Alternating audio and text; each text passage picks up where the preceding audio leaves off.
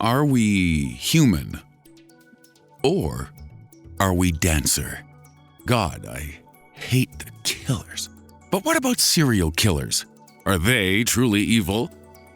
Does the idea of evil even exist? Is it our fault when we humans do evil things? Or do we lack the ability to think for ourselves? Who knows? For these are just some of the intriguing queries mankind has yet to solve. So let's not find out the answers together with our video on the 5 most puzzling questions of humanity.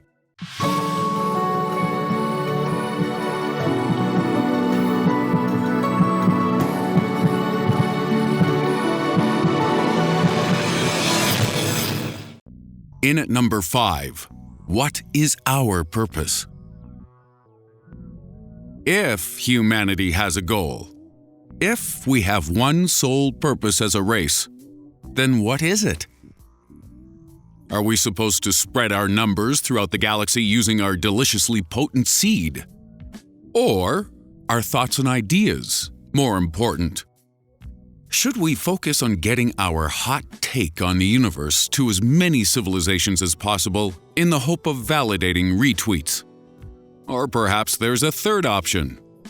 Maybe we're supposed to remain insular and simply progress on our own within the confines of Earth, eventually reaching a point where we're able to master our home planet completely. But there's a problem there. Because if humanity can eventually control everything around us and bend the Earth to our whims, what do we do after that? Just spend eternity getting our rocks off? You know full well you play a game on cheat mode, it gets boring real fast. So when humans can do whatever they want without challenge or consequence, where's the fun in that? Where's the interesting conflict which drives us forward? So perhaps humanity doesn't have one single goal. Perhaps we should focus on our individual purposes instead. Well, what are they? Should we live only to work, to learn, or to live to love life and laugh? Like that schmaltzy quote your lonely aunt's always sharing on Facebook. As broad a question as this may seem, the fact is we may have to make this decision pretty soon. Automation is taking over more and more industries, so working a 9-to-5 might become a smaller part of everyone's lives in the not-so-distant future. We'll need new meanings for existence other than a career. And sure, we've all got goals already. We want to start a family, write that novel, lose some weight off our fat asses. But these aren't life purposes. They're short-term tasks generated by basic needs. We start families because of our biological drive to procreate. We want to write a novel because of the nice feeling it gives us when our brain is stimulated with pleasing chemicals. And losing weight, that's just survival instinct so we can outrun cougars and raptors. And probably some inherent human need to fit into a nice pair of jean shorts too, I guess. So without these, what is the point? What is the meaning of your existence? And should we all start thinking about this a little more than we do? At 4, can we think for ourselves? We've covered aspects of free will before on this channel and speculated that it might not exist. This is because many factors seem to affect what humans do. And when you take them all into account, it leaves very little room for independent thought to exist. Let's say you disagree with the above statement, and you believe free will exists. How would you prove it? Would you suddenly eat a whole block of cheese and color your nipples purple? However random that may seem, you're doing it for easily traceable reasons. You own cheese because your instincts say you need food to eat. You own a purple marker because one day you were manipulated psychologically into thinking you needed one. And the whole thing is combined into a giant weird tableau for the sole purpose of proving our statement wrong. You've been influenced on every step of the way. Each day, humans do things automatically because of our genes, our instincts, and the subconscious decisions our brains have been proven to make before we're even aware of it. And on top of that, there's the influence of society and other people. Do we do what we do because other people are using psychological tricks on us to influence our minds? And if so, what has influenced those people to do that? How many of these people are working together? Is the whole world under some kind of spell sending us in one particular direction? Or is this all paranoia, and free will is something you have to determine for yourself? As we said before, the more we discover about the workings of the human brain, the less scope there is for personal choice and responsibility. And this brings us neatly onto our next question. At 3. Do good and evil exist? Many would say that good and evil acts exist without question. Whether it's stroking a lost puppy and feeding it some chow, or taking said puppy and forcing it through a mincing machine.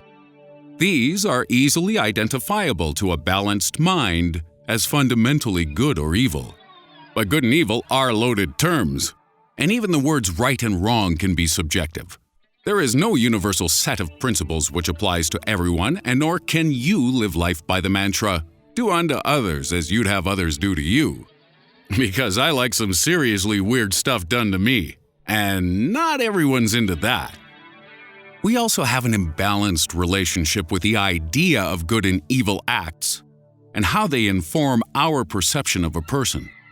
A single evil act can make an otherwise good person seem bad, whereas a single good act rarely has the same effect on someone seen as evil. The idea of people or activities being purely right or wrong seems almost religious. It's too absolute.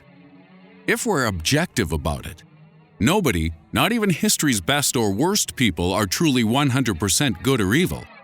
Hitler liked animals. John Wayne Gacy helped out the community. Mother Teresa thought the sick should suffer like Jesus on the cross. And Gandhi let his wife suffer an agonizing death after refusing to allow the colonial British to help her, only to accept their help years later when he was suffering. That! And he always nukes the crap out of me on civilization. I hate that guy. There's a little bit of good and bad in everyone, even those we build into caricatures. And as we come to understand the chemical processes and psychological influences behind human decision-making, you have to wonder if we're really responsible for our own actions at all. Might we one day reach a point where we accept that humans are controlled by uncontrollable things? Is it only when we remove the idea of responsibility and look at our influences that we begin to figure out how to prevent evil acts? And what compels us to be good? At number 2, are we equal or superior? Humans are undoubtedly more intelligent than anything else on the planet, but does this make us special? Are we superior because of our advanced abilities? Or is all life of equal importance? Well, to find out, let's look at what makes us think we're so darned fancy in the first place. Human beings are able to use tools, set fires, speak languages, and engage in cultural activities. And that's pretty neat. But many animals have been observed doing some of these things too, so this doesn't make us permanently and unquestionably superior. We're all running the same race, it's just that humans are in the lead. But who knows what might happen in the future?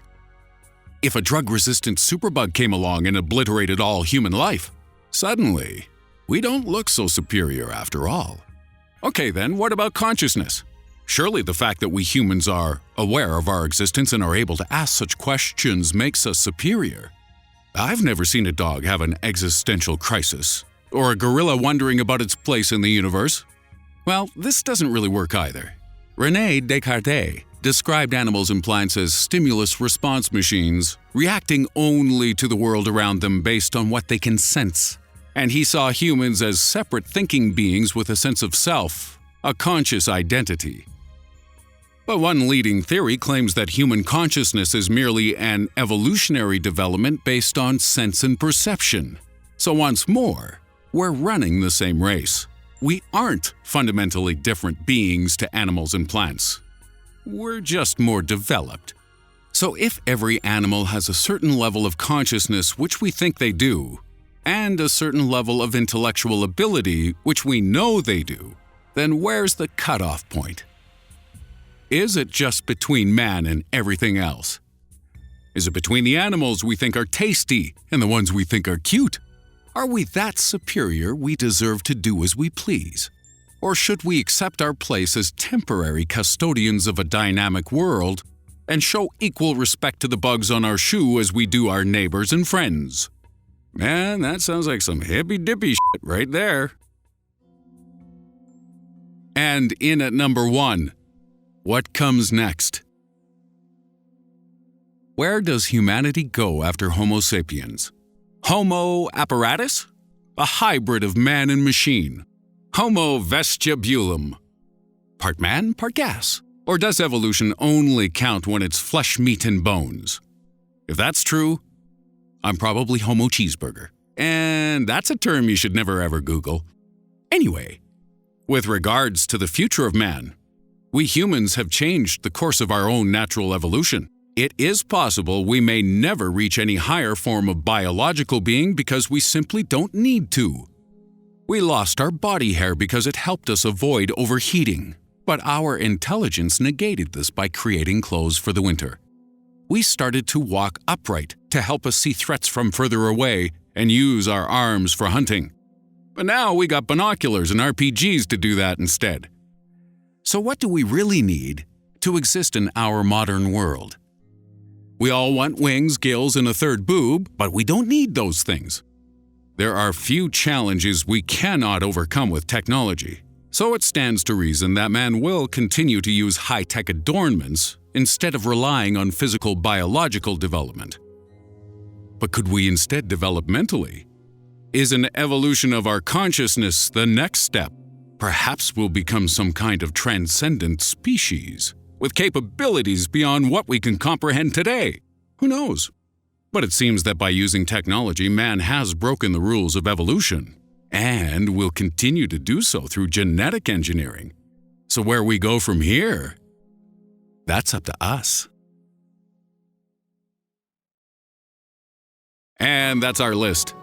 Want to see more chin-scratchy videos that'll make you wonder what this all means?